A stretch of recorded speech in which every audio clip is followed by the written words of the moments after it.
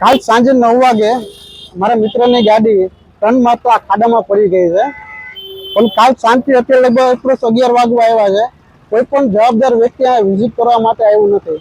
તમે જોઈ શકો છો આટલા મોટા લગભગ 4-4 ફૂટ ખાડા ખોદ્યા છે. મેન હાઈવે રાજકોટ જામનગરનો જેટલો મેન હાઈવે છે ખાડા ખોદેલા છે. કોઈ પણ જાતના બેરિકેડ મારેલા નથી યલો પટ્ટી મારેલી નથી, કોઈ પણ જાતનું સેફટીનું ધ્યાનમાં રાખવામાં આવેલું. આ ગાડી અંદર પડી ગઈ છે. હવે ભગવાનની કૃપા કહેવાય કે કોઈ વ્યક્તિને જાનહાનિ થઈ નથી. શું કોઈ વ્યક્તિને આમાં જાનહાનિ થાય તો એની જવાબદારી કેની?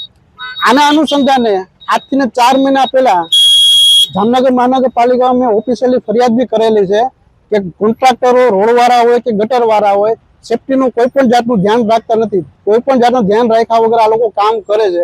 આમાં કોઈની જાનહાનિ થાય તો એની જવાબદારી કેની?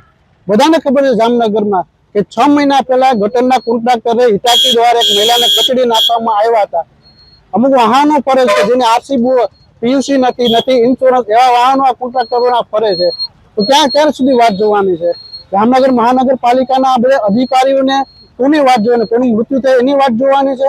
ત્યાં સુધી તમે આ કોન્ટ્રાક્ટરને છાવરી રાખશો? કોઈ પણ જવાબદારી વ્યક્તિ હજી સુધી ફોનમાં વાત નથી કરતું કે નથી આ વિઝિટ કરતું કે ભાઈ અમે જે કઈ ગાડી છે અમે કરેલી. કોઈ પણ જાતનું જવાબદાર વ્યક્તિ આવ્યું નથી.